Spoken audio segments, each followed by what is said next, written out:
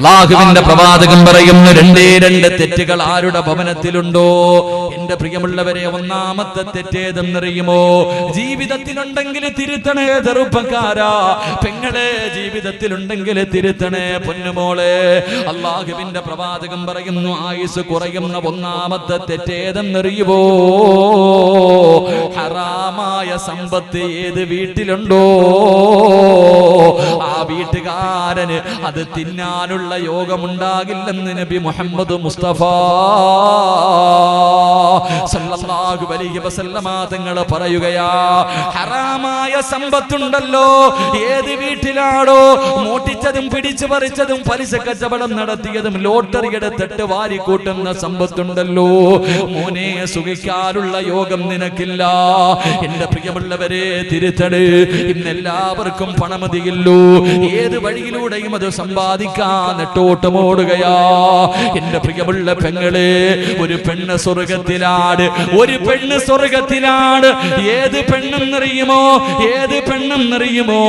രാവിലെ ജോലിക്കിറങ്ങി പോകുന്ന ഭർത്താവുണ്ടല്ലോ, രാവിലെ കുടുംബത്തെ പോറ്റാ ഭാര്യക്കും മക്കൾക്കും വല്ലതും തിന്നാൻ കൊടുക്കാറ് പടച്ചവരെ, രാവിലെ ജോലിക്ക് വേണ്ടി വീട്ടിൽ നിന്നിറങ്ങി പോകുമ്പോ ഭർത്താവിന്റെ കയ്യിൽ പിടിച്ചിട്ട് വൈകുന്നേര സമയത്ത് ഇന്ന് ജോലിയൊന്നും കിട്ടിയില്ല, ഇന്ന് ജോലിയൊന്നും കിട്ടിയില്ല, പൈസയൊന്നും കിട്ടിയില്ല. വൈകുന്നേരം വെറും കയ്യോടെ ഈ വീട്ടിലേക്ക് കയറി വന്നാൽ ഞാനും എന്റെ മക്കളും പച്ചവെള്ളം കുടിച്ചിട്ട് കിടന്നുറങ്ങാ തയ്യാറാ. ഞങ്ങളെ കൊണ്ട് ഹറാമിന്റെ ഭക്ഷണം തീറ്റിക്കല്ലേ, ഹറാമിന്റെ പൈസയുമായി ഈ വീട്ടിലേക്ക് വരല്ലേ എന്ന് രാവിലെ ഇറങ്ങി പോകുന്ന ഭർത്താവിനെ ഓർമ്മപ്പെടുത്തുന്ന പെണ്ണ് അവൾ സ്വർഗത്തിലാണെന്ന് നബി മുഹമ്മദ് മുസ്തഫ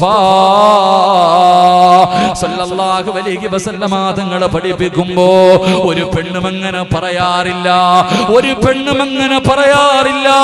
അതുകൊണ്ട് എന്റെ പ്രിയമുള്ളവരെ, പണത്തിനോടുള്ള ആർത്തികളെ ചെറുപ്പക്കാരാ, കൊട്ടേഷൻ പണി നടത്തുന്നവരുണ്ടല്ലോ, പണത്തിനെ പിടിച്ചു പറിക്കാൻ പോകുന്നവരുണ്ടല്ലോ, മോഷണം നടത്താൻ പോകുന്നവരുണ്ടല്ലോ. പൊന്നുമോനെ, അല്ലാഹുവിന്റെ റസൂലിന്റെ അല്ലാഹുവിന്റെ റസൂലിന്റെ ചരിത്രം അറിയുമല്ലോ. മക്കയിൽ നിന്ന് മദീനയിലേക്ക് പോകുമ്പോ കാലിന്റെ അടിയിലുള്ള ഒരു പിടി മണ്ണ് പോലും അല്ലാഹുവിന്റെ റസൂലിന് സ്വന്തമായിട്ടില്ല. അല്ലാഹുവിന്റെ റസൂല് ചവിട്ടിയിരുന്ന ആ കാലിന്റെ അടിയിലുള്ള ഒരു പിടി മണ്ണ് പോലും അല്ലാഹുവിന്റെ റസൂലിന് സ്വന്തമായിട്ടില്ലായിരുന്നു. ചെറുപ്പക്കാരോ, അല്ലാഹുവിന്റെ റസൂലിന്റെ കൂടെ പോയ സഹാബത്തുണ്ടല്ലോ, തന്റെ ആയുഷ്കാലം മുഴുവനും അധ്വാനിച്ചുണ്ടാകിയ സർവ്വസമ്പത്തുകളും പടച്ചവനെ വലിച്ചെറിഞ്ഞിട്ടാ പോയത്. അല്ലാഹുവിന്റെ റസൂൽ ഒരു ചെറുപ്പക്കാരന്റെ ചരിത്രം പറഞ്ഞു തരികയോ. പണമുണ്ടാക്കാ കൊട്ടേഷൻ നടത്തുന്നവരുണ്ടല്ലോ, ഹറാമായ വഴികൾ സ്വീകരിക്കുന്നവരുണ്ടല്ലോ, ലോട്ടറി എടുക്കണമെന്ന് ആഗ്രഹിക്കുന്നവരുണ്ടല്ലോ. അല്ലാഹുവിന്റെ റസൂൽ ഇങ്ങനെ സഹാബത്തിന്റെ മുന്നിലിരിക്കുമ്പോ ഒരു ചെറുപ്പക്കാരൻ നടന്നു വരികയാ, ഒരു ചെറുപ്പക്കാരൻ നടന്നു വരികയാ. അല്ലാഹുവിന്റെ റസൂൽ കരയാൻ തുടങ്ങി. ആ ചെറുപ്പക്കാരനെ കണ്ടിട്ട് റസൂലുള്ളാഹിന്റെ കണ്ണ് നിറയുകയാ. ആരാ നടന്നു വന്നതെന്നറിയുമോ? അല്ലാഹുവിന്റെ റസൂലിന്റെ മുന്നിലേക്ക് നടന്നു വന്ന അല്ലാഹുവിന്റെ റസൂലിന്റെ മുന്നിലേക്ക് നടന്നു വന്ന ആ ചെറുപ്പക്കാരൻ ആരായിരുന്നെന്നറിയുമോ? മഹാനായ മിസ്അബ് റളിയല്ലാഹു തആല അൻഹു. മിസ്അബ് എന്ന് പറയുന്ന ഒരു ചെറുപ്പക്കാരനെ കണ്ടിട്ട് അല്ലാഹുവിന്റെ റസൂൽ വല്ലാതെ കരയുകയാ. മിസ്അബ് ചോദിക്കുന്നു, നബിയേ, എന്തിനാ നബിയേ കരയുന്നത്? എന്നെ കണ്ടപ്പോ എന്തിനാ കരയുന്നത്? അല്ലാഹുവിന്റെ റസൂൽ പറയുന്നു, മിസ്അബേ, നിന്റെ പഴയകാലം ഞാനൊന്ന് ഓർത്തുപോയി മിസ്സബേ. എന്റെ പ്രിയമുള്ളവരെ, ആരാ മിസ്സബ് എന്നറിയുമോ? മക്കയിലെ ഏറ്റവും വലിയ കോടീശ്വരന്റെ മകനായിരുന്നു മിസ്സബ്. മിസ്സബ് ധരിക്കുന്നത് സ്വർണത്തിന്റെ വസ്ത്രമാ, സ്വർണത്തിന്റെ വസ്ത്രമാണ് ധരിക്കുന്നത്. സുഗന്ധം വല്ലാത്ത ഇഷ്ടമാണ്. ഒരിക്കലേ ഒരു സുഗന്ധം തേക്കൂ. മിസ്സബ് എന്ന് പറയുന്ന ചെറുപ്പക്കാർ കുതിരയുടെ മുകളിൽ ഇരുന്ന് പോകുന്നത് കാണാ. മക്കയിലെ പെണ്ണുങ്ങൾ വന്ന് കാത്തിരിക്കുമായിരുന്നു. പടച്ചവനെ, ആ ചെറുപ്പക്കാരൻ അല്ലാഹുവേ ഇസ്ലാമിലേക്ക് കടന്നു വരികയാ. മിസ്അബ് ലോകത്ത് ഏറ്റവും കൂടുതൽ പേടിച്ചിരുന്നത് പെറ്റ ഉമ്മാനെയായിരുന്നു. മിസ്അബിന് വല്ലാത്ത പേടിയായിരുന്നു, വല്ലാത്ത ദേഷ്യമുള്ളവളായിരുന്നു മിസ്അബിന്റെ ഉമ്മ. അവസാനം മിസ്അബ് മുസ്ലിമായെന്നറിയുമ്പോ വീടിനകത്ത് കെട്ടിയിട്ടിട്ട് പട്ടിണിക്കിട്ടിട്ട് തല്ലിച്ചതയ്ക്കുകയാണ്. എന്ത് ചെയ്തിട്ടും മിസ്അബ് റളിയല്ലാഹു തആല ആർക്കും മടങ്ങി വരുന്നില്ല. അവസാനം എനിക്ക് അല്ലാഹുവിന്റെ റസൂലിന്റെ അടുക്കൽ പോകണമെന്ന് വീടിനകത്ത് കടന്ന് പറയുമ്പോ വീട്ടിലെ ജോലിക്കാര് മുഴുവനും വീടിനകത്തിട്ട് തല്ലിച്ചതച്ചിട്ട് ഉമ്മ പറയുന്നു ഇവനെ വലിച്ചടച്ച് വീടിന്റെ വെളിയിൽ കൊണ്ട് വലിച്ചെറിയാ. വീട്ടിലെ ജോലിക്കാര് മുഴുവനും മിസ്അബ് റളിയല്ലാഹു തആല ഇവര് വലിച്ചടച്ച് വീടിന്റെ വെളിയിൽ കൊണ്ട് വലിച്ചെറിയുമ്പോ ഉമ്മ പറയുന്നു മോനെ മിസ്അബേ, ഇവിടെ നിന്ന് ഇറങ്ങിപ്പോയാ എന്റെ സമ്പത്തിൽ നിന്ന് ഒരു രൂപ പോലും നിനക്ക് ഞാൻ തരൂല മിസ്അബേ. മിസ്അബ് റളിയല്ലാഹു തആല അൻഹുവിനോട് ഉമ്മ പറയുകയാ, എന്റെ സമ്പത്ത് എത്രയാണെന്നറിയുവോ? എനിക്ക് എത്ര കോടിയുടെ ആസ്തിയുണ്ടെന്നറിയുവോ? മക്കയുടെ പകുതിയും എന്റെതാ പൊന്നുപോലെ, മക്കയുടെ പകുതിയും എന്റെതാണ്. ഇവിടെ നിന്ന് നീ ഇറങ്ങിപ്പോയാ നിനക്കൊരഞ്ച് നയാ പൈസ പോലും തരില്ലെന്ന് പറയുമ്പോ മിസ്അബ് റളിയല്ലാഹു തആല പടച്ചവനെ എഴുന്നേറ്റിട്ട് ധരിച്ചിരുന്ന കമീസ് അഴിക്കുകയാ. ഇട്ടിരുന്ന വസ്ത്രമൂരിയിട്ട് തന്റെ ഉമ്മയുടെ കയ്യിൽ കൊണ്ട് കൊടുത്തിട്ട് പറയുകയാ, ഇതും എനിക്ക് വേണ്ട, ഇതും എനിക്ക് വേണ്ട. അല്ലാഹുവേ, ഉമ്മ പറയുന്നു മിസ്അബ് നീ നശിച്ചു പോകുമടാ, നീ നശിച്ചു പോകുമടാ. എന്നിട്ട് പറയും, നീ എന്നെ ഉമ്മ എന്ന് നീ വിളിക്കല്ലേ, ഞാൻ മരിച്ചാ പോലും നീ എന്നെ കാണാ വരല്ലേ മിസ്അബേ. പൊട്ടിക്കരഞ്ഞുകൊണ്ട് ഇറങ്ങി പോവുകയാ. എന്തിനാ അല്ലാഹുവിന്റെ റസൂല് കരഞ്ഞതെന്നറിയുമോ? പണത്തിന്റെ പുറകെ ഓടുന്ന ഹറാമായ മാർഗത്തിലൂടെ പണം സമ്പാദിക്കുന്ന ചെറുപ്പക്കാരാ, എളുപ്പത്തിൽ പണമുണ്ടാക്കാൻ ഏത് വൃത്തികേടും സ്വീകരിക്കുന്ന എന്റെ പ്രിയമുള്ള പെങ്ങളോട് അല്ലാഹുവിന്റെ റസൂല് കരഞ്ഞതെന്തിനെന്നറിയുമോ?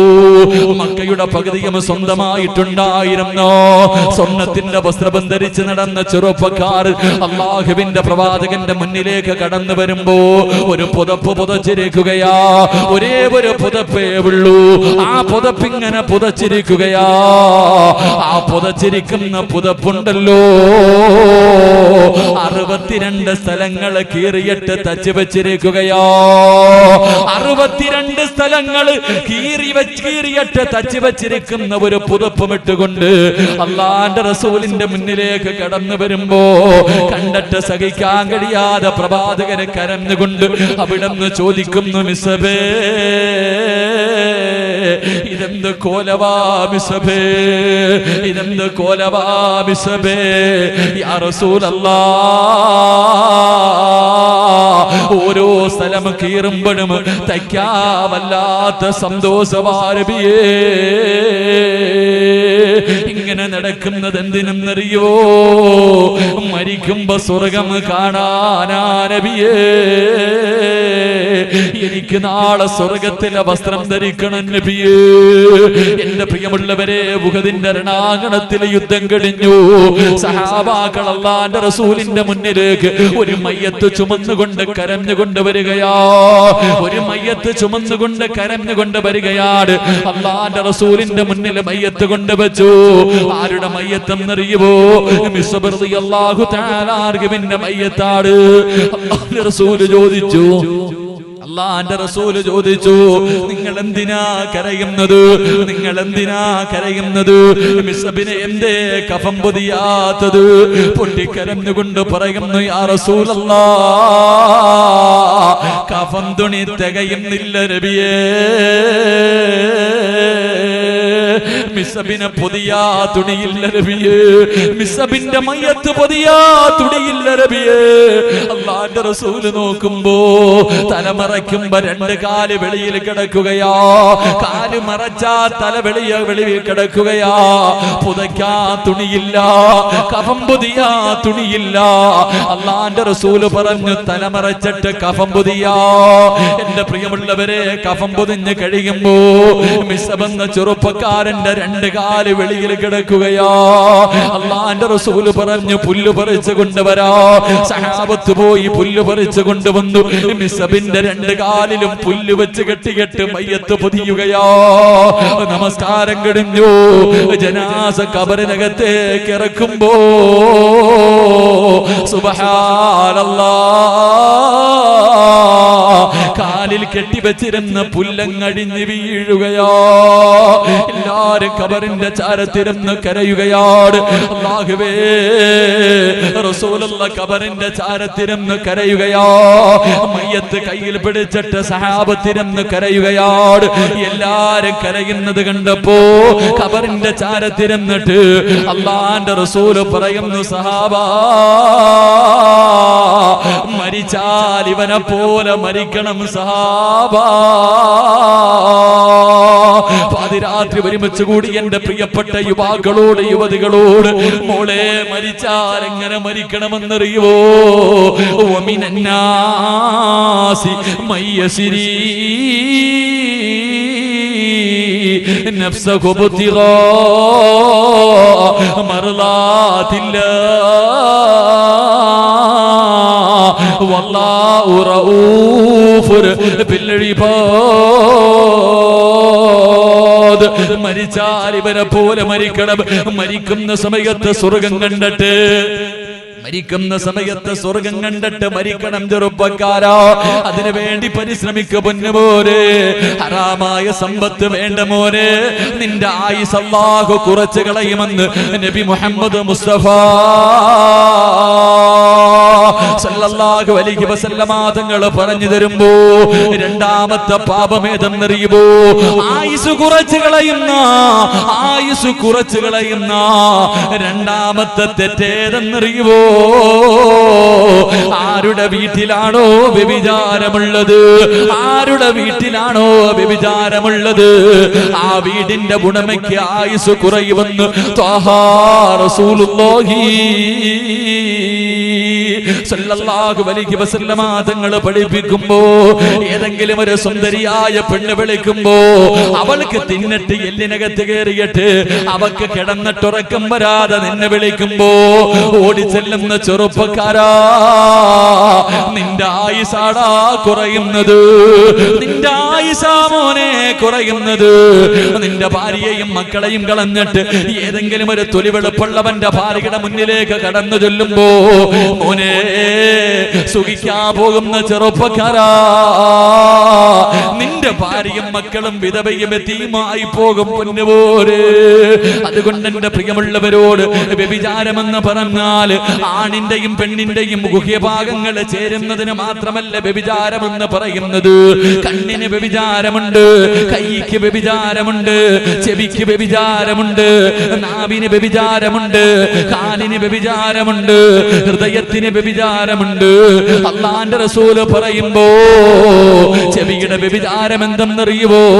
ഹറാമായ സംസാരം കേൾക്കൽ നിന്റെ ചെവിയുടെ വ്യഭിചാരമാ ചെറുപ്പക്കാരാ. പാതിരാത്രി ഫോൺ എടുത്തിട്ട് നിന്റെ കാമുകിയോട് സംസാരിക്കുന്നവനാണല്ലോ മണിയറ രഹസ്യങ്ങൾ പോലെ പരസ്യപ്പെടുത്തുന്ന പെണ്ണുങ്ങളുണ്ടല്ലോ. അല്ലാഹുവിന്റെ റസൂൽ പറയുന്നു, പെണ്ണേ,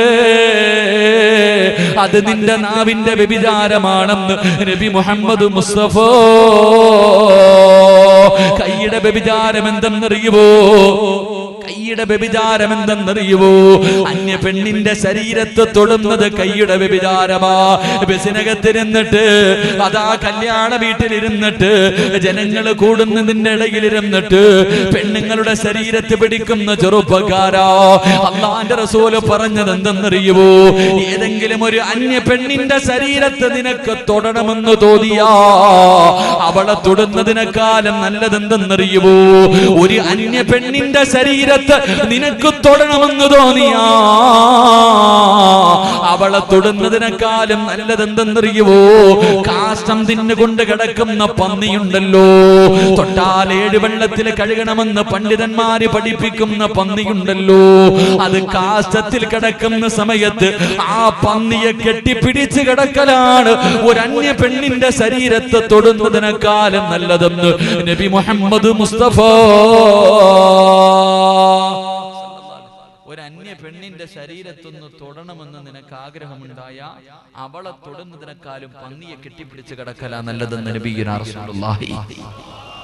കാരണം പന്നിയെ കെട്ടിപ്പിടിച്ച് കഴിഞ്ഞാൽ 7 വെള്ളത്തിൽ കഴുകിയ ശുദ്ധിയാകും. പെണ്ണിന്റെ ശരീരത്തൊട്ടാലെ പോയി.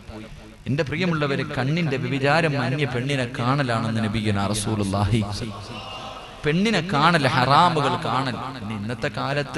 ഇന്നത്തെ കാലത്ത് ആരായാലും ഈ പെണ്ണുങ്ങളൊക്കെ എഴുന്നള്ളത്തിന് വരുന്ന ആന വരുന്നത് പോലെ വന്ന ആരായാലും നോക്കിപ്പോ, ഞാനാണെങ്കിലും നോക്കിപ്പോ. നമ്മളിങ്ങനെ നടന്നു പോകുമ്പോ നമുക്കെതിരെ ഒരു പെണ്ണ് വന്ന ഏതൊരു മനുഷ്യനും നോക്കിപ്പോകും. എന്റെ പ്രിയമുള്ളവരെ, ഒന്നാമത്തെ നോട്ടം ജായിസാണെന്ന് നബിയുനാ റസൂലുള്ളാഹി. ഞാനിങ്ങനെ റോഡിൽ കൂടെ നടന്നു പോകുമ്പോ ഒരു പെണ്ണ് വരുന്നു, സ്വാഭാവികമായിട്ടൊന്നു നോക്കി അപ്പോഴേ കണ്ട താഴ്ത്തി കളയണം. ഒന്നാമത്തെ നോട്ടം അനുവദനീയമാണെന്ന് പറഞ്ഞിട്ട് 1.5 നോട്ടം നോക്കിയേക്കില്ല. അങ്ങനെ ഉണ്ടല്ലോ ചിലർ. ഒന്നാമത്തെ നോട്ടം അനുവദനീയമാണെന്ന് ഇങ്ങനെ നോക്കിക്കൊണ്ട് നിൽക്കരുത്. അള്ളാഹു നമുക്ക് ഈമാൻ നൽകി അനുഗ്രഹിക്കുമാറാകട്ടെ. എന്റെ പ്രിയമുള്ളവരെ, അള്ളാഹു നമുക്ക് തരുന്ന 3ാമത്തെ പരീക്ഷണം, അള്ളാഹു അവന്റെ സമ്പത്ത് നഷ്ടപ്പെടുത്തിയിട്ട് പരീക്ഷിക്കുമെന്ന് നബിയുനാ റസൂലുള്ളാഹി. 4 അല്ലാഹുവിന്റെ പരിശുദ്ധമായ ഖുർആൻ പറയുകയാ, 4ാമത്തെ പരീക്ഷണം ഏതെന്നറിയുവോ? അല്ലാഹു മാരക രോഗം കൊടുത്തിട്ട് പരീക്ഷിക്കുകയാ. പടച്ചവനെ ക്യാൻസർ കൊടുക്കുകയാണ്, ട്യൂമർ കൊടുക്കുകയാണ്, കിഡ്നികൾ തകർന്നിട്ട് ഡയാലിസിസ് ചെയ്യേണ്ട അവസ്ഥ കൊടുക്കുകയാണ്, കിടപ്പിൽ കിടന്ന് മലമൂത്ര വിസർജനം നടത്താറുള്ള അവസ്ഥ കൊടുക്കുകയാ. എന്റെ പ്രിയമുള്ളവരെ, അല്ലാഹു രോഗം തരുന്നത് ഇഷ്ടം കൂടിയത് കൊണ്ടാ, വെറുപ്പുള്ളത് കൊണ്ടല്ല. എന്റെ പ്രിയമുള്ളവരെ, നീ ഒരിക്കലും അല്ലാഹുവിനെ കുറ്റപ്പെടുത്തല്ലേ. എന്റെ പ്രിയമുള്ള സഹോദരങ്ങളെ, അല്ലാഹു രോഗം തരുന്നത് ഇഷ്ടമുള്ളത് കൊണ്ടാ. മഹാനായ അയ്യൂബ് നബി അലൈഹിസ്സലാമിന്റെ ചരിത്രം അറിയുന്നവരാണല്ലോ. അയ്യൂബ് നബിയുടെ ചരിത്രം അറിയുമല്ലോ. അയ്യൂബ് നബിയുടെ ജീവിതം കണ്ടിട്ട് ശൈത്താൻ പോലും അസൂയ തോന്നുകയാ. പടച്ചവനെ, 81 വർഷക്കാലം ദുഃഖം എന്താണ്, ദുരിതം എന്താണ്, വേദന എന്താണെന്നറിയാതെ 81 വർഷക്കാലം അയ്യൂബ് നബി സുഖിച്ച് ജീവിക്കുകയാ. എന്നിട്ടും അല്ലാഹുവിനെ ശുക്ർ ചെയ്യുന്നത് കണ്ടപ്പോ മലക്കുകൾ മുഴുവനും അയ്യൂബ് നബിക്ക് സലാം പറയുന്നത് കേൾക്കുമ്പോ ശൈത്താൻ അല്ലാഹുവിനോട് പറയുന്നു, അയ്യൂബിന് അനുഗ്രഹങ്ങൾ കൊടുത്തത് കൊണ്ടാണ് അയ്യൂബ് നിനക്ക് ശുക്ർ ചെയ്യുന്നത്. ഒരു പരീക്ഷണം കൊടുത്താ അയ്യൂബ് നബി നിന്നെ മറക്കുമല്ലാ. അല്ലാഹു പറയുന്നു, ശപിക്കപ്പെട്ടവര് അയ്യൂബ് എന്നെ മറക്കില്ലടോ. എത്ര വലിയ വേദന കൊടുത്താലും അയ്യൂബ് നബി എന്നെ മറക്കൂല. ഇല്ല പടച്ചവര്, നീ പരീക്ഷണം കൊടുത്താൽ അയ്യൂബ് നിന്നെ മറക്കുമല്ലോ.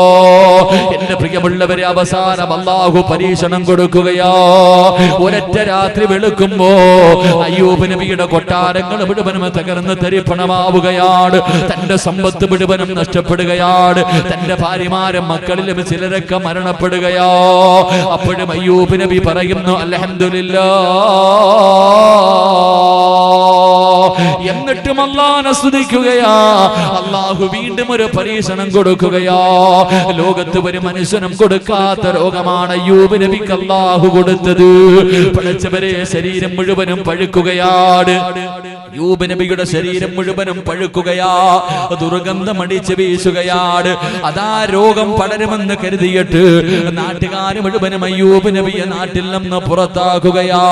ഒരേ ഒരു ഭാര്യ മാത്രം അയ്യൂബ് നബിയുടെ കൂടെ നടക്കുകയാണ്. അയ്യൂബ് നബി അലൈഹിസ്സലാമിന്റെ ശരീരം മുഴുവനും പഴുത്തെളിഞ്ഞിട്ട് പടച്ചവരെ മാംസം ഇങ്ങനെ താഴേക്ക് വീഴുകയാ. ശരീരത്തിൽ നിന്ന് മാംസം താഴേക്ക് വീഴുകയാണ്. കണ്ടിട്ട് സഹിക്കാൻ കഴിയാതെ ഭാര്യ അടുത്ത് ചെന്നിട്ട് പറയുന്നു, നബിയേ, നിങ്ങൾ പ്രവാചകനാണല്ലോ, നിങ്ങൾ ദുആ ചെയ്താ അല്ലാഹു സ്വീകരിക്കുമല്ലോ. ഈ രോഗമൊന്നു മാറ്റിത്തരാ. ദുആ ചെയ്താൽ ആ കൈ താഴ്ത്തുന്നതിന് മുമ്പേ അല്ലാഹു നിങ്ങളുടെ രോഗം മാറ്റിത്തരുമല്ലോ. എന്തിനാ ഇതുപോലെ കിടന്ന് കഷ്ടപ്പെടുന്നത്? ആ സമയത്ത് അയ്യൂബ് നബി തന്റെ പ്രിയപ്പെട്ട ഭാര്യയോട് പറയുന്നു, പെണ്ണേ, അല്ലാഹു എനിക്ക് 81 കൊല്ലം എനിക്ക് അല്ലാഹു സന്തോഷം തന്നു. എന്തിനാ തന്നതെന്ന് ഇന്ന് വരെ ഞാൻ ചോദിച്ചിട്ടില്ല. ഇന്ന് ചെറിയ ഒരു പരീക്ഷണം അല്ല എനിക്ക് തന്നപ്പോ റബ്ബിനോട് പരാതി പറയാൻ എന്നെ കൊണ്ട് കഴിയില്ല. ഈ അവസ്ഥയിൽ അയ്യൂബ് നബി നടന്നത് എത്ര കൊല്ലമാണെന്നറിയുവോ ചെറുപ്പക്കാരാ?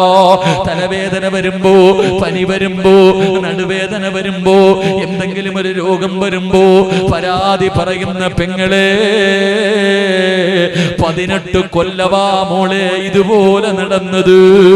ശരീരം മുഴുവനും പുഴുത്തളിഞ്ഞിട്ട് റബ്ബേ മാംസങ്ങള് താഴെ വീട്, എഴുന്നേക്കാൻ കഴിയാതെ നടക്കാൻ കഴിയാതെ നാട്ടുകാര് മുഴുവനും പടച്ചവരെ ജനിച്ചു വളർന്ന നാട്ടിൽ നിന്ന് പുറത്താക്കി അയ്യൂബ് നബി 18 കൊല്ലം നടന്നു. ഒരിക്കൽ പോലും അല്ലാ എന്റെ രോഗമൊന്ന് മാറ്റിത്താ അല്ലാ, എന്റെ രോഗമൊന്ന് മാറ്റിത്താ അല്ലാ. ഒരിക്കൽ പോലും അല്ലാഹുവിനോട് ദുആ ചെയ്തില്ല. അവസാനം ഒരു ദിവസം എന്റെ പ്രിയമുള്ളവര് ശപിക്കപ്പെട്ട ശൈത്താൻ നോക്കുമ്പോ അയ്യൂബ് നബി ഇരുന്ന് കരയുകയാ. ശൈത്താൻ വിചാരിച്ചു അയ്യൂബ് നബി തോറ്റുപോയെന്ന്. അടുത്ത് ചെന്ന് നോക്കുമ്പോ അയ്യൂബ് നബി കരഞ്ഞുകൊണ്ട് ദുആ ചെയ്യുകയാ. എന്തേ ദുആ ചെയ്തതെന്നറിയുവോ? അല്ലാഹുവേ 18 കൊല്ലമായല്ല ഇതുപോലെ നടക്കാൻ തുടങ്ങിയിട്ട് ഇന്ന് വരെ എനിക്ക് പരാതിയില്ലല്ലോ. എനിക്ക് നിന്നോടൊരു പരാതിയുമില്ല പടച്ചവരെ. ഇന്നലെ വരെ എനിക്കൊരു സുബ്ഹാനല്ലാഹ് പറയാ, ഒരു അൽഹംദുലില്ലാഹ് പറയാ എന്റെ നാവിനെ കൊണ്ട് കഴിയുമായിരുന്നല്ലോ. പക്ഷേ ഇന്ന് കഴിയുന്നില്ല റബ്ബേ. വേദന കാരണം എന്റെ നാവ് കൊണ്ട് ഒരു അൽഹംദുലില്ലാഹ് പറയാ കഴിയുന്നില്ല. അതുകൊണ്ട് റബ്ബേ വഇന്നി മസ്സനിയല്ലുറു അന്ത അർഹമുർ റാഹിമീൻ. അപ്പോഴും അല്ലാഹുവിനോട് ദുആ ചെയ്തത് എന്റെ ഈ നാവിലെ രോഗമൊന്നു മാറ്റിത്താ അല്ലാ. എന്നിട്ട് പോലും പടച്ചവനോട് എന്റെ ശരീരത്തിലെ രോഗം മാറ്റിത്തരാ ദുആ ചെയ്തില്ല. അതുകൊണ്ട് എന്റെ പ്രിയമുള്ളവരെ, അല്ലാഹു രോഗം തരുന്നത് അല്ലാഹുവിന് നിന്നെ വല്ലാത്ത ഇഷ്ടമുള്ളത് കൊണ്ടാ. 5ാമത്തെ പരീക്ഷണമേതെന്നറിയുവോ? അല്ലാഹു നിന്റെ കൃഷിയിടങ്ങളെ നശിപ്പിക്കുകയോ. 6ാമത്തെ പരീക്ഷണമേതെന്നറിയുവോ? അല്ലാഹു ഇഷ്ടപ്പെട്ടവർക്ക് അല്ലാഹു കൊടുക്കുന്ന 6ാമത്തെ പരീക്ഷണം നിന്റെ മക്കളുടെ മയ്യത്ത് നിന്നെ കൊണ്ട് തന്നെ കുളിപ്പിക്കുമെന്ന് നബി മുഹമ്മദ് മുസ്തഫ സല്ലല്ലാഹു അലൈഹി വസല്ലമ തങ്ങൾ പറയുമ്പോ, എന്റെ പ്രിയമുള്ളവര്, അല്ലാഹുവിന്റെ റസൂൽ എത്ര മക്കളെയാ കബറടക്കിയതെന്ന് ചരിത്രമെടുത്ത് വായിച്ചു നോക്കു ചെറുപ്പക്കാരോ. 7 മക്കളുടെ മയ്യത്ത് കബറടക്കിയ വാപ്പയാട്. അല്ലാഹുവേ, 7 മക്കളുടെ മയ്യത്ത് കബറടക്കിയ വാപ്പയാ മഹാനായ നബി മുഹമ്മദ് മുസ്തഫ. ലോകത്ത് ഇതുപോലെ ഒരു വാപ്പയുണ്ടോ? ലോകത്ത് ഇതുപോലെ ഒരു പരീക്ഷണ മാർഗെങ്കിലും ലഭിച്ചിട്ടുണ്ടോ? അല്ലാഹുവിന്റെ പ്രവാചകരെ ബദർ യുദ്ധം കഴിഞ്ഞ് മടങ്ങി വരികയാണ്. ബദരീങ്ങളെ ഇഷ്ടപ്പെടാത്തവരില്ലല്ലോ. 313 സഹാബത്ത് ബദറിന്റെ രണാങ്കണത്തിൽ യുദ്ധം ചെയ്ത് വിജയിച്ചിട്ട് റസൂലുള്ള സന്തോഷത്തോടെ നടന്നു വരികയോ. വളരെ സന്തോഷത്തോടെ വീട്ടിലേക്ക് കയറി വരുമ്പോ തന്റെ പ്രിയപ്പെട്ട ഭാര്യയായ ആയിഷ ബീവി റളിയല്ലാഹു തആല അൻഹ പടച്ചവരെ വീടിനകത്ത് കിടന്ന് കരയുകയാണ്. ആയിഷ ബീവി വീടിനകത്ത് കിടന്ന് കരയുകയാ. അല്ലാഹുവിന്റെ റസൂൽ ചോദിച്ചു, എന്തേ ആയിഷ, എന്തേ ആയിഷ കരയുന്നത് എന്തിനെന്ന് ചോദിക്കുമ്പോ അവിടെന്ന് പറയുന്നു, നബിയേ റുഖിയ മോള് പോയി നബിയേ. ബദർ യുദ്ധം ജയിച്ചിട്ട് വീട്ടിലേക്ക് കയറി വരുന്ന പ്രവാചകരോട് തന്റെ പ്രിയപ്പെട്ട ഭാര്യ പറയുകയാ, റുഖിയ മോള് പോയി നബിയേ, കബറടക്കാൻ കൊണ്ടുപോയിരിക്കുകയാ. ജന്നത്തിൽ ബഖീലേക്ക് മയ്യത്ത് കൊണ്ടുപോയി നബിയേ, ഒന്നോടിപ്പോ നബിയേ. അല്ലാഹുവിന്റെ പ്രവാചകന് ജന്നത്തിൽ ബഖീലേക്ക് ഓടുകയാണ്. ബദർ യുദ്ധം കഴിഞ്ഞ് സന്തോഷത്തോടെ വീട്ടിലേക്ക് കയറി വന്ന പ്രവാചകർ പടച്ചവരെ ജന്നത്തിൽ ബഖീലേക്ക് കടന്നു ചെല്ലുമ്പോ സുബ്ഹാനല്ലാഹ്, എല്ലാവരും മണ്ണ് വാരിയിടുകയാ. തന്റെ പൊന്നുമോളുടെ മയ്യത്തിന്റെ മുകളിലേക്ക് എല്ലാവരും പിടിമണ്ണ് വാരി എറിഞ്ഞുകൊണ്ടിരിക്കുകയാ. ഒന്ന് കാണാ പോലെ കഴിഞ്ഞില്ലല്ലോ, അവസാനമായി തന്റെ പൊന്നുമോളെ ഒന്ന് കാണാൻ. എന്റെ പ്രിയമുള്ളവരെ, ഏത് മാതാവിനാ സഹിക്കാൻ കഴിയുക? ഏത് പിതാവിനാ സഹിക്കാൻ കഴിയുക? മക്കള് മരിച്ചു പോയാ ആരെയെങ്കിലും കൊണ്ട് താകാൻ കഴിയുവോ?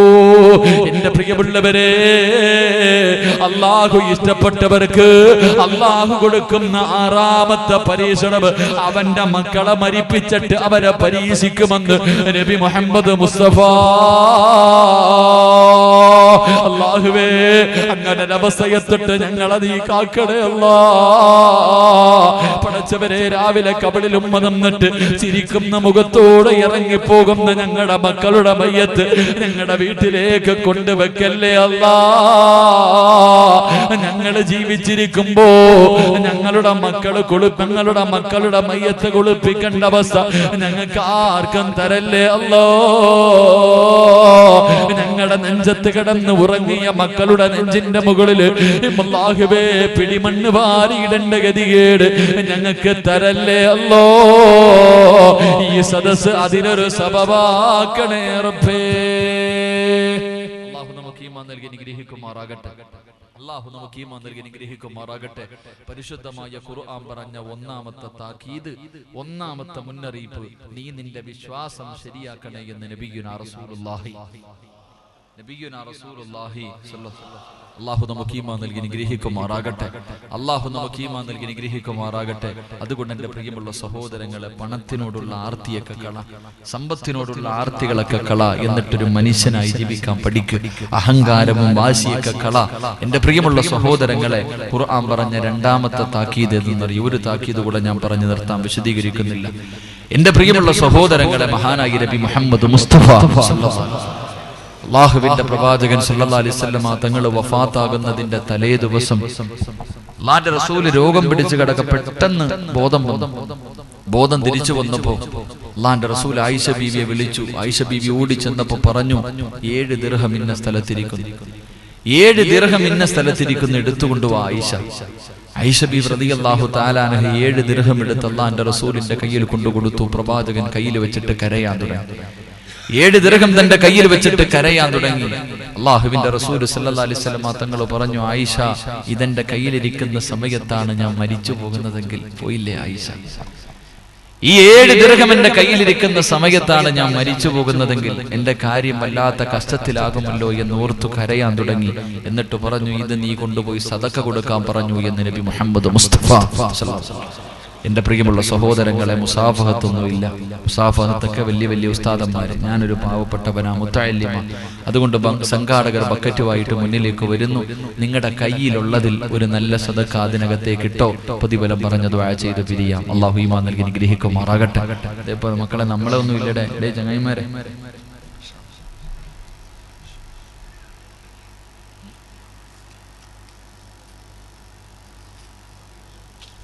അല്ലാഹു കബൂലാക്കുമാറാകട്ടെ. അല്ലാഹു നമുക്കൊക്കെ നല്ല മരണം നൽകി അനുഗ്രഹിക്കുമാറാകട്ടെ.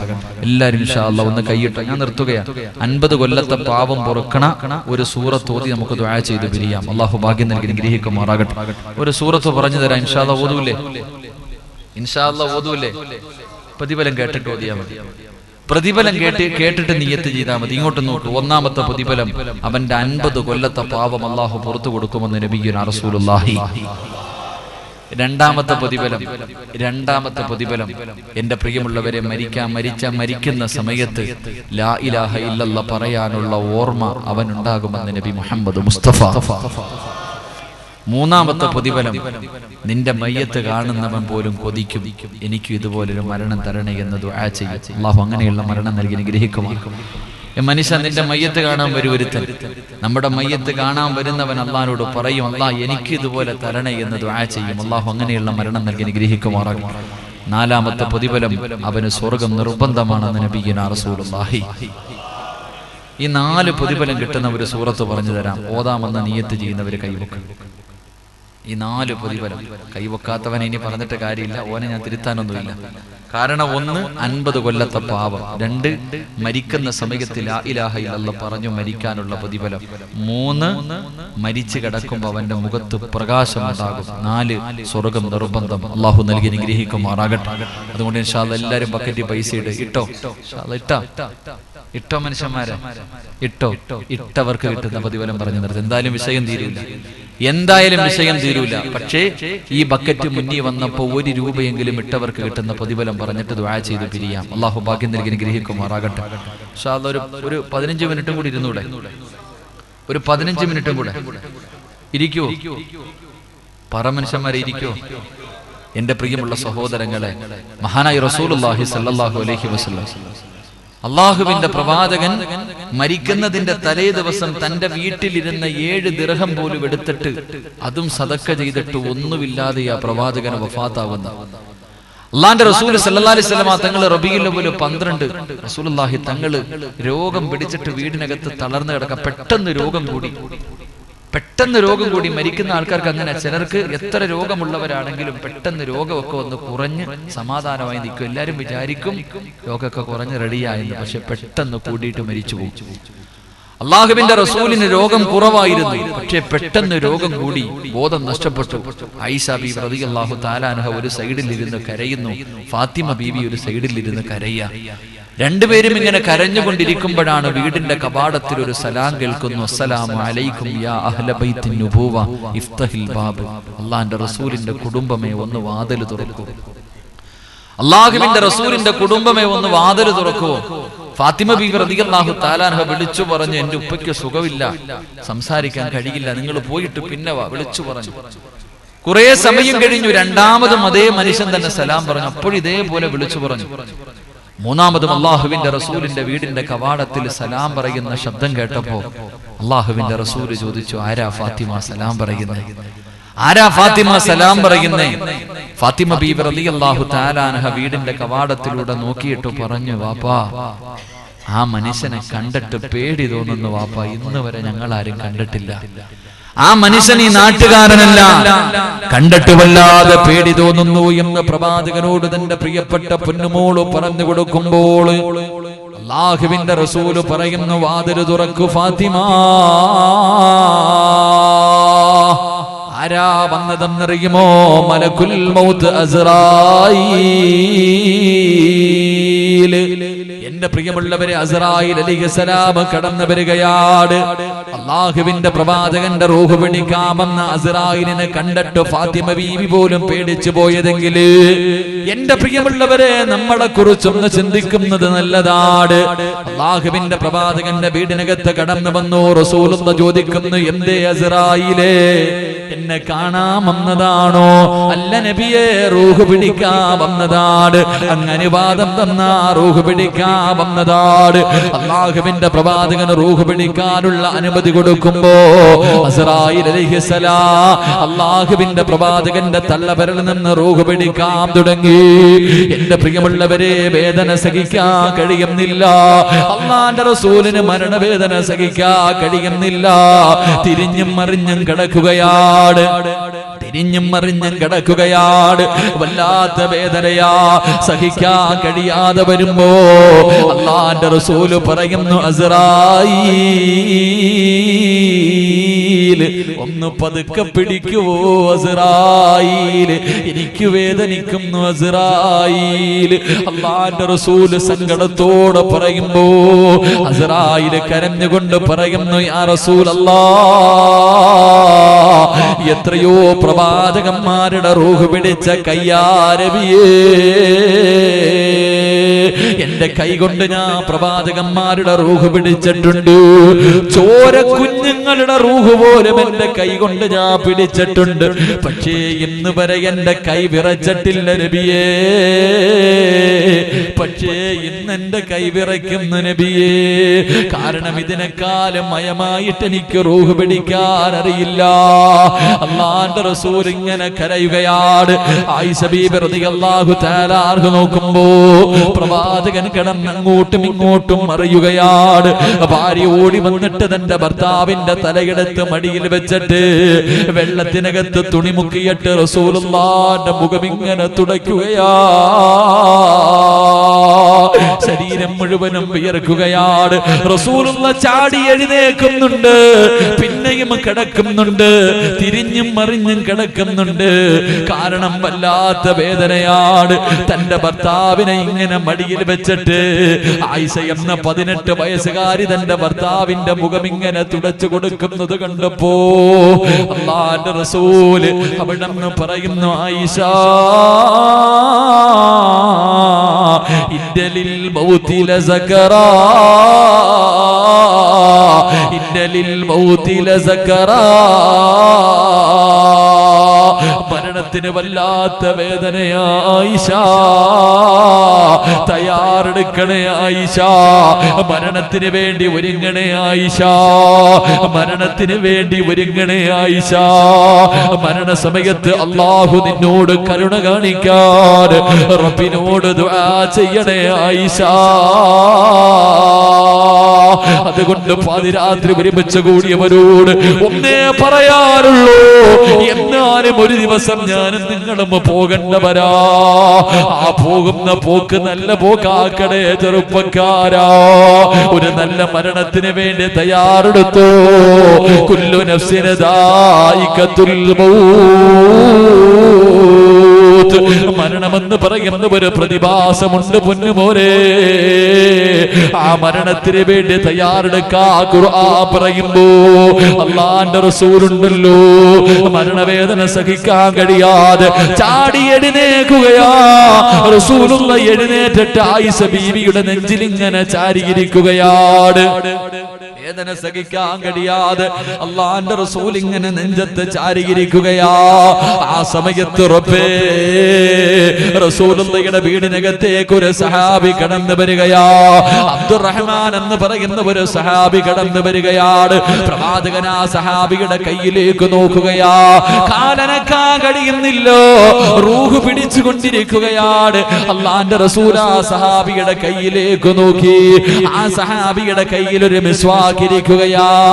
ആയിഷ ബീവിക്ക് മനസ്സിലായി തന്റെ ഭർത്താവിന് പല്ല് തേക്കാൻ ആഗ്രഹമുണ്ടെന്ന്. ആയിഷ ബീവി ആ മനുഷ്യനടുത്തേക്ക് വിളിക്കുകയാണ്. മിസ്വാക്ക് വാങ്ങിയിട്ട് അല്ലാഹുവിന്റെ റസൂലിന്റെ കയ്യിൽ വെച്ച് കൊടുത്തു. പക്ഷേ റസൂലുള്ളാഹിന്റെ കൈ ഉയരുന്നില്ല, പല്ല് തേക്കാൻ കൈ ഉയരുന്നില്ല. ആയിഷ ബീവി ആ മിസ്വാക്ക് എടുത്തു പല്ലിൽ വെച്ചിട്ട് ചവയ്ക്കുകയാണ്. എന്നിട്ട് പ്രിയമുള്ളവരെ അല്ലാഹുവിന്റെ റസൂലിന്റെ പല്ല് തേച്ചു കൊടുക്കുകയാ. എങ്ങനെയാ തേച്ചു കൊടുത്തതെന്നറിയുവോ? കൊച്ചു കുഞ്ഞുങ്ങളുടെ പല്ല് ഉമ്മ തേച്ചു കൊടുക്കുന്നത് പോലെ 18 വയസ്സുകാരി തന്റെ ഭർത്താവിനെ ഇങ്ങനെ നെഞ്ചത്ത് ചേർത്തിരുത്തിയിട്ട് ഭർത്താവിന്റെ പല്ല് തേച്ചു കൊടുക്കുകയാ. റബ്ബേ പല്ല് തേച്ചു കഴിഞ്ഞു, റൂഹ് പിടിച്ച് അരയുടെ ഭാഗമെത്തി. ആ സമയത്ത് അല്ലാഹുവിന്റെ റസൂലിന്റെ വീടിനകത്തേക്ക് മഹാനായ ഉസാമ, അല്ലാഹുവിന്റെ റസൂലിന്റെ വളർത്തുമകനാണ്, അല്ലാഹുവിന്റെ റസൂലിന്റെ വളർത്തുമകനാണ് ഉസാമ റളിയല്ലാഹു തആല അൻഹു. പ്രവാചകന്റെ വീടിനകത്തേക്ക് കടന്നു വരികയാ. റസൂലുള്ളാഹി ഇങ്ങനെ ആയിഷ ബീവിയുടെ നെഞ്ചത്ത് ഇങ്ങനെ ചാരിയിരിക്കുകയാണ്. ഈ പൊന്നുമോൻ ഇങ്ങനെ കടന്നു വരുമ്പോ ഉസാമ റളിയല്ലാഹു തആല അൻഹു വീടിനകത്തേക്ക് കടന്നു വരുമ്പോ അല്ലാഹുവിന്റെ റസൂലിന്റെ കൈ ചലിക്കുകയാ. അല്ലാഹുവിന്റെ റസൂൽ ഇങ്ങനെ കൈ ഉയർത്തുകയാണ്. റസൂലുള്ള 2 കൈയും ഇങ്ങനെ ചെറുതായിട്ട് ഉയർത്തിയിട്ട് ഇങ്ങനെ ചേർത്ത് പിടിച്ചിട്ട് ആംഗ്യം കാണിക്കുന്നു. മോനെ ഉസാമ, എനിക്ക് വേണ്ടിയൊന്ന് ദുആ ചെയ്യൂ ഉസാമ. അല്ലാഹുവിന്റെ റസൂൽ തന്റെ പൊന്നുമോനോട് 2 കൈയും ഇങ്ങനെ ചേർത്ത് പിടിച്ചിട്ട് പറയുകയാണ്, എന്റെ മരണവേദന അല്ലാഹു ഒന്ന് കുറച്ചു തരാ, അല്ലാഹു എന്നോടൊന്ന് കരുണ കാണിക്കാ, ദുആ ചെയ്യണേ ഉസാമ. അല്ലാഹുവിന്റെ പ്രവാചകം പോലും പറഞ്ഞു പോയതെങ്കിൽ പാതിരാത്രി ഒരുമിച്ച് കൂടിയവരെ നമ്മുടെ മരണമെന്ന് സങ്കല്പിക്കുന്നത് നല്ലതോ? കണ്ണുകൊണ്ട് കാണുന്നത് പാപമോ? ചെവി കൊണ്ട് കേൾക്കുന്നത് പാപമോ? നാവ് കൊണ്ട് പറയുന്നത് പാപമോ? കൈ കൊണ്ട് പിടിക്കുന്നത് പാപമോ? കാലുകൊണ്ട് നടക്കുന്നത് പാപത്തിലേക്കാ? ഹൃദയം കൊണ്ട് ചിന്തിക്കുന്നത് പോലും പാപമോ? ഓരോ ദിവസവും കോടാനുകോടി അപരാധം ചെയ്ത കൊടും പാപികളല്ലേ ഞാനും നിങ്ങളും. നമ്മുടെ മരണം എങ്ങനെയാണെന്നൊന്ന് ചിന്തിക്കു ചെറുപ്പക്കാരാ. നമ്മളൊക്കെ മൃഗത്തെ അറക്കുന്നത് കാണുന്നവരല്ലേ? കോഴി അറക്കുന്നത് കണ്ടിട്ടുണ്ടല്ലോ, മൃഗത്തെ അറക്കുന്നത് കണ്ടിട്ടുണ്ടല്ലോ. എല്ലാ മൃഗങ്ങളും മരിക്കുന്ന സമയത്ത് കയ്യും കാലും ഇട്ടടിക്കുമല്ലോ. എന്തേ മനുഷ്യനടിക്കാത്തതെന്നറിയുവോ? മനുഷ്യൻ മരിക്കുന്ന സമയത്ത് കയ്യും കാലും ഇട്ടടിക്കാറില്ല. കാരണം എന്തെന്നറിയുവോ? 250 മലക്കുകൾ വലത് ഭാഗത്ത് നിൽക്കുകയാണ്. 250 മലക്കുകൾ ഇടത് ഭാഗത്ത്, 500 മലക്കുകൾ നമ്മുടെ കയ്യും കാലും ഇങ്ങനെ പിടിച്ചു വെക്കുകയാ. റബ്ബേ അല്ലാഹുവേ, നമ്മൾ കയ്യും കാലും മരണവേദന സഹിക്കാൻ കഴിയാതെ കൈകാല് പൊക്കിയിട്ടടിക്കാതിരിക്കാ പടച്ചവനെ 500 മലക്കുകൾ ഇങ്ങനെ പിടിച്ചു വെച്ചിരിക്കുകയാ. 500 മലക്കുകൾ നമ്മുടെ കയ്യും കാലും പിടിച്ചു വെച്ചിരിക്കുകയാണ്. മയ്യത്ത് കുളിപ്പിക്കുന്നവർക്കറിയാ, ചിലരൊക്കെ മലമൂത്ര വിസർജനം നടത്തിയിട്ടുണ്ടാകും. മരണവേദന സഹിക്കാൻ കഴിയാതെ മലമൂത്ര വിസർജനം നടത്തിയിട്ടും മരിക്കുന്നവരുണ്ടല്ലോ. എല്ലാ അഹങ്കാരവും തീരുന്ന ദിവസമാ മോനെ, നിന്റെ എല്ലാം അവസാനിക്കുന്ന ദിവസം. ഒന്ന് ചിന്തിക്ക്. അല്ലാഹുവിന്റെ റസൂല് നമ്മളോട് ഓർമ്മപ്പെടുത്തുകയാ, മരണം വരാനുണ്ട് മോനെ. അതിന് വല്ലാത്ത വേദനയാ. പെങ്ങളെപ്പോഴും നമ്മുടെ ഉമ്മയെപ്പോഴും പറയാറുണ്ട്, മരണവേദനയുടെ വേദനയും എന്താ പ്രസവിച്ചതെന്ന്. പ്രസവത്തിന് ഇത്ര വേദനയുണ്ടെങ്കിൽ മരണത്തിന് എത്ര വേദനയാ പെങ്ങളെ. അല്ലാഹുവേ പടച്ചവരെ, ഞങ്ങളുടെ മരണവേദന നീ കുറച്ച് തരണേ അല്ലാ. ഞങ്ങളോട് നീ കരുണ കാണിക്കണേ പടച്ചവരെ, ഞങ്ങളോട് നീ കരുണ കാണിക്കണേ അല്ലാ.